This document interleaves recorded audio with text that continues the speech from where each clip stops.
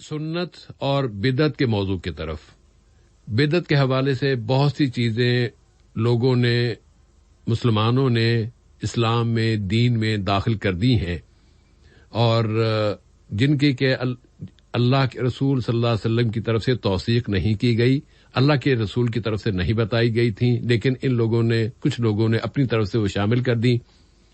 اس میں ڈاکٹر یوسف قرضاوی صاحب نے اپنا ایک واقعہ اپنی کتاب فتاوی معاصرہ کی پہلی جلد میں لکھا ہے. فرماتے ہیں کہ میں نے ایک صاحب سے پوچھا کہ بھی تم نماز پڑھتے ہو؟ کہتے ہیں نہیں. کیوں نہیں پڑھتے؟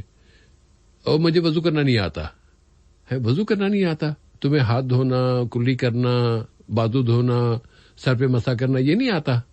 کہ نہیں وہ تو آتا ہے، وہ تو پتا ہے، لیکن وہ جو ہر عضو کے دھوتے ہوئے جو دعا پڑی جاتی مجھے وہ دعائیں یاد نہیں ہیں، اس لیے پھر میں نہیں وضو کر پاتا. وضو نہیں کرتا پھر میں نماز بھی نہیں پڑھتا. یہ دعائیں کس نے ایجاد کی؟ کس نے اسلام میں داخل کی؟ دین کا حصہ کس نے بنا دیا؟ وضو کے لیے ان کو شرط کس نے بنا دیا؟ جس ظالم نے بھی کیا اس نے اس شخص اور اس جیسے دوسرے لوگوں کو جو نماز سے روک دیا، ان کا گناہ، ان کا وبال ان دعائیں گھڑنے والوں کے ذمہ ہوگا. کہتے ہیں کہ جب وضو شروع کرو تو اس وقت یہ دعا پڑھو، الحمدللہ الذی جعل الماء طہورا والاسلام نورا. یہ دعا پڑھو تو پھر وضو کو شروع کرو. اللہ کے رسول نے فرمایا کہ بسم اللہ پڑھو اور وضو کرنا شروع کر دو. کہتے ہیں جب ناک صاف کر رہے ہو تو اسے کہو اللہم ارحمنی برائحۃ الجنہ وانت عنی راض.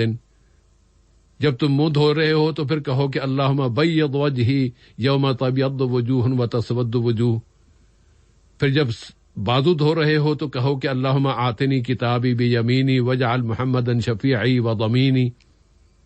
پھر سر کا مسح کرتے ہوئے کہو کہ اللہم حرم شعری وبشرتی علی النار.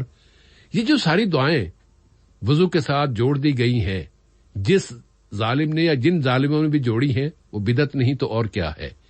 ان بدعتوں کی وجہ سے کتنے لوگوں کو نماز سے محروم کر دیا گیا. اور نماز کے بارے میں اللہ کے رسول فرما چکے ہیں کہ جو نماز نہیں پڑھتا وہ کافر ہے، وہ مشرک ہے. ہم نے 2 حدیثیں آج کے پروگرام میں پیش کی ہیں، ایک میں شرک بتایا گیا ہے اور ایک میں کفر بتایا گیا ہے. اسی طرح اذان میں بھی بدعت شامل کر دی گئی. اذان کے الفاظ محدود ہیں. آپ بلند آواز سے پڑھیں تو 1.5 منٹ میں، 1.25 منٹ میں اذان مکمل ہو جاتی ہے. لیکن اس میں پھر الصلاۃ، پہلا الصلاۃ دوسرے الصلاۃ سے مختصر ہونا چاہیے، دوسرا الصلاۃ جو ہے وہ لمبی آواز سے کہنا چاہیے. اسی طرح الفلاح، الصلاۃ سے زیادہ الفلاح پہ زور دینا چاہیے، اس کو زیادہ لمبا کرنا چاہیے. یہ شرطیں کس نے شامل کر دی اس میں؟ پھر ایک مسلک نے تو لازمی قرار دے دیا کہ اذان سے پہلے الصلاۃ والسلام علیک یا رسول اللہ یہ طرح درود پڑھنا ہے. یہ کس نے کہہ دیا کہ اذان کے ساتھ اس کو لازمی کس نے قرار دے دیا کہ درود شریف کے بغیر، اس طرح کے درود شریف یا اس عبارت کے بغیر اذان ہو نہیں سکتی؟ یہ دونوں لازم و ملزوم ہیں. یہ کس نے کر دیا؟ اذان ایک خواب کے ذریعے بتائی گئی تھی. ایک صحابی نے، بلکہ 2 صحابہ نے یہ خواب دیکھا تھا. نبی صلی اللہ علیہ وسلم نے اس خواب کی توثیق فرمائی، اذان کے کلمات کو قبول فرمایا اور صحابی کو حکم دیا کہ تم بلال کو کہو کہ یہ کلمات کہے. بلال پھر بلند آواز سے کہتے چلے جائیں گے کہ ان کی آواز تمہاری آواز سے زیادہ خوبصورت ہے. اذان میں اللہ تعالی اور اس کے رسول صلی اللہ علیہ وسلم کا نام، ان کے ناموں کا ایک تناسب ہے. اشہد ان لا الہ الا اللہ ہے، اشہد ان محمد رسول اللہ ہے. 2 دفعہ شروع میں، پھر 2 دفعہ بعد میں، پھر اللہ اکبر، پھر محمد رسول. یعنی ایک تناسب کے ساتھ، ایک تعداد کے ساتھ اللہ کے رسول کی طرف سے توثیق کر دی گئی کہ یہ کلمات اذان میں ادا کیے جائیں.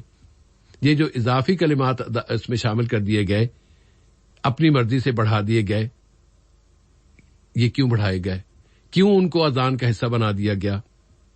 اللہ کے رسول نے فرمایا کہ جب اذان دے چکو تو اذان سنو یا اذان دو تو اس کے بعد تم درود پڑھو اور پھر یہ دعا پڑھو.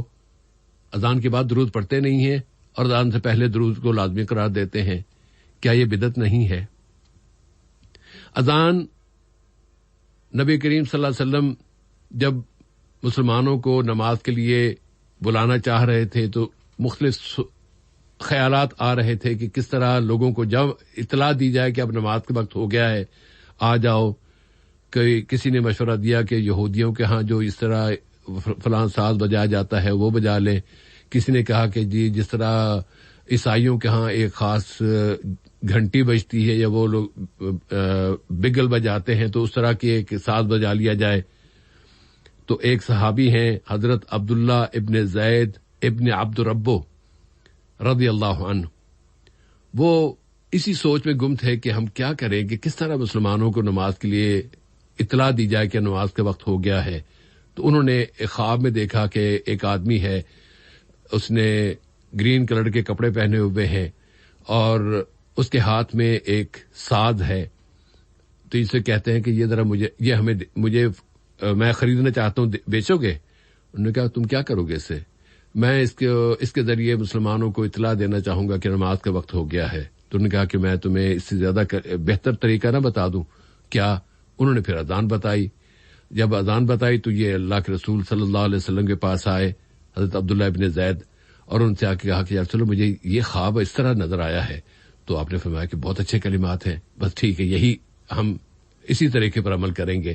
تم ایسا کرو کہ حضرت بلال کے پاس کھڑے ہو جاؤ، ان کو بتاتے جاؤ اور وہ پھر بلند آواز سے اذان دیتے جائیں گے. جب حضرت بلال نے اذان دی تو حضرت عمر اپنے گھر میں انہوں نے یہ سنا تو فوراً بھاگے ہوئے آئے، اتنے کہ ان کے کپڑے، ان کے چادر تھی وہ بھی زمین پہ گھسرتی ہوئی آ رہی. اتنی پھرتی کے ساتھ وہ اللہ کے رسول صلی اللہ علیہ وسلم کی خدمت میں حاضر ہوئے اور انہوں نے کہا یا رسول اللہ، یہی کلمات تو میں نے خواب میں دیکھے تھے، خواب میں سنے تھے. تو اللہ کے رسول نے فرمایا کہ حمد ہے اللہ تعالیٰ کی، تعریف اللہ ہی کی ہے جس نے میرے دو صحابہ کو، یعنی یہ جملہ میری طرف سے، لیکن حمد اللہ کے رسول نے اس کی حمد بیان کی اس بات پر کہ صحابہ نے یہ عمل دیکھا. یہ روایت آپ کو ابو داؤد میں مل جائے گی. اب آتے ہیں دوبارہ ہم اپنے اصل موضوع کی طرف، بدعت کی طرف. اسلام بدعت کے اتنا زیادہ خلاف کیوں ہے؟ اس لیے اس کے خلاف ہے، ہر طرح کی بدعت کے سخت خلاف ہے کہ اسلام میں، دین میں اپنی اپنی پسند کو شامل کر کے دین کو بوجھل بنا دیا جاتا ہے. اللہ کی طرف سے دی گئی تعلیمات سے کئی گنا زیادہ تعلیمات، اپنی تعلیمات کا اضافہ کر دیا جاتا ہے، اور نتیجہ یہ نکلتا ہے کہ لوگ دین کو ایک بوجھ سمجھنے لگتے ہیں. اصل فرائض سے بھی وہ محروم ہو جاتے ہیں، ترک کر دیتے ہیں، اصل فرائض بھی ادا نہیں کرتے ہیں، اور یوں وہ دین سے دور ہو جاتے ہیں. یہ ہے وہ نتیجہ، المناک، دردناک، غضبناک نتیجہ دین کے حوالے سے، جس سے اسلام بچانا چاہتا ہے بدعت کو روکتے ہوئے.